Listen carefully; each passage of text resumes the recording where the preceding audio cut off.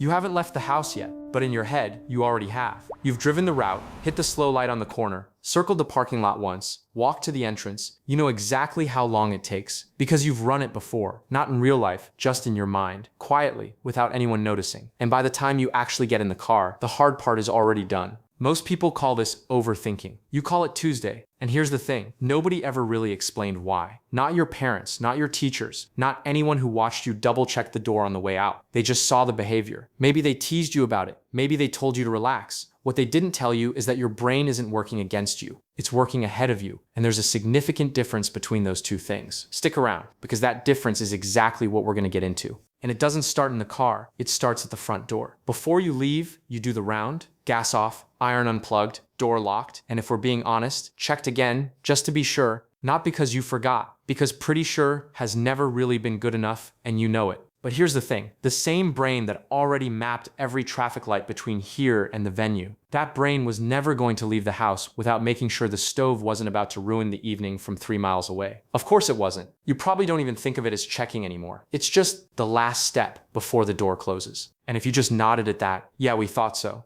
There's a specific kind of person who moves through life one step ahead of what's actually happening. Not because they're anxious, not in the way people usually mean when they say that word, but because their brain learned, somewhere along the way, that the gap between what you expect and what actually happens is exactly where things go wrong. And once you learn that, you can't unlearn it. You start closing the gap before it opens. Other people leave when they leave and hope for the best. You've already accounted for the flat tire, the slow elevator, the parking lot that's always fuller than it should be on a Tuesday. Not because you think all of those things will happen, because you know that one of them might, and one is enough. Here's what this actually looks like from the inside, and why it's harder to explain than it sounds. When most people plan to be somewhere at 9, they think, I need to leave by 8:45. When you plan to be somewhere at 9, you work backwards. 9 means parked by 8:50. Parked by 8:50 means leaving by 8:20, accounting for the lights. Leaving by 8:20 means ready by 8. Ready by 8 means the alarm goes off at 7. Every variable gets a number. Every number gets a buffer. By the time you walk out the door, you've already solved the morning. Nobody sees that work. They just see you arriving calm while everyone else is still catching their breath. Psychologists call this prospective thinking, the ability to mentally simulate future events before they happen.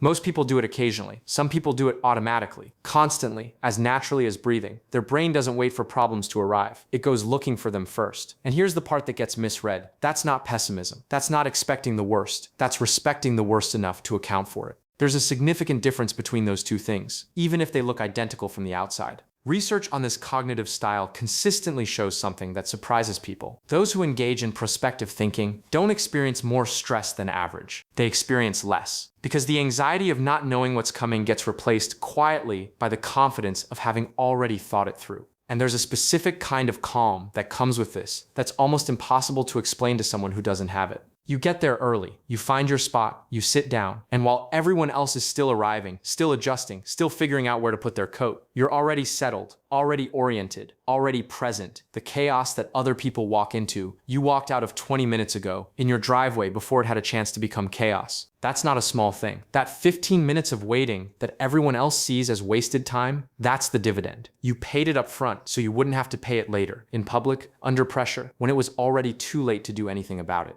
Now here's where it goes deeper, because for most people who think this way, it didn't start as a strategy. It started much earlier than that, and it probably started small. Maybe it was a moment where you left early and made it, where everyone else was still scrambling and you were already there, already settled, already ready. And something clicked, not dramatically, just quietly, the way real lessons usually land. That the people who got there first weren't luckier, they just left earlier. They thought further ahead. They accounted for the thing nobody else thought to account for. You filed that away, and you never really forgot it. Maybe it happened more than once. Maybe it happened enough times that your brain stopped treating it as a coincidence and started treating it as a principle. Preparation isn't paranoia. It's just what separates a smooth morning from a stressful one. A good seat from whatever's left. An entrance on your own terms from one you're still recovering from an hour later. However it started, the result is the same. A brain that treats preparation not as optional, but as the baseline. A person who doesn't feel ready until the variables are accounted for. And a very particular relationship with the word fine, as in, it'll be fine, which to you has never been a plan. It's what people say instead of having one. Vince Lombardi didn't say this as a suggestion. He said it as a fact. If you arrive on time, you're already 15 minutes late. This kind of person understood exactly what he meant.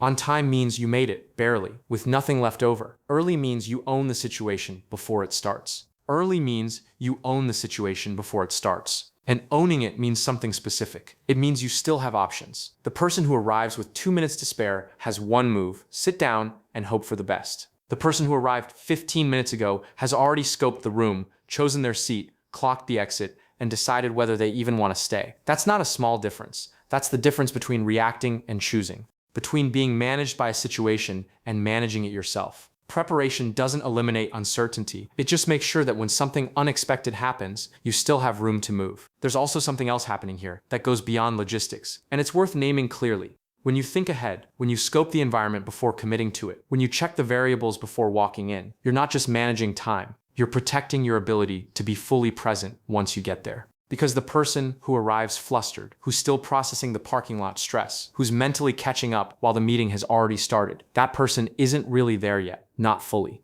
You are, because you handled all of that already, quietly, in advance, without making it anyone else's problem. That's the part that most people never see and never think to name. This kind of preparation isn't just about punctuality. It's about integrity, showing up as someone who took this seriously, who respected the situation enough to be ready for it, who didn't leave their reliability to chance, and then ask everyone else to accommodate the gap. In a world full of people who wing it and call it spontaneity, there's a particular kind of person who finds that genuinely uncomfortable, not because they can't be spontaneous, but because they've seen what happens in the gap between unprepared and ready, and they decided a long time ago which side of that gap they wanted to be on. But there's a shadow here worth seeing clearly, not to criticize it, just to look at it honestly. Sometimes the system keeps running when the situation doesn't need it. You're at dinner with someone you care about. Everything is fine, nothing needs solving. But somewhere in the back of your mind, the scan is still on. You're half there and half somewhere else, running through something that hasn't happened yet. And the person across from you can feel it, even if they can't name it.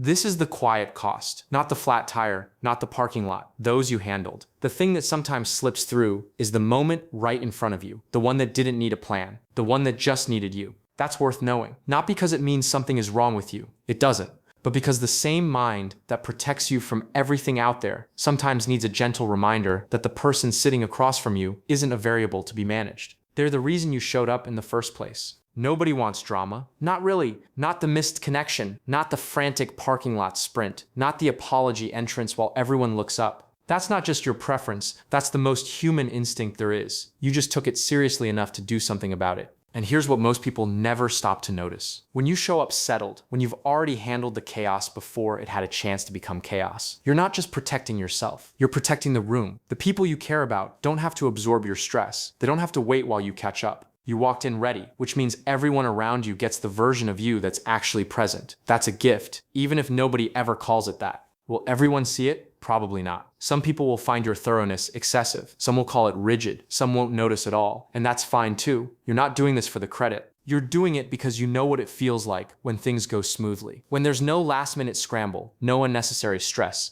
no moment where everything almost fell apart. You know that feeling isn't luck. It never was. It was you. Quietly, in advance, the way you always do. And nobody's putting you somewhere you don't want to be. You already checked the exit. Are you someone who always thinks ahead? Or do you think there's a point where preparation starts costing more than it saves? Let me know.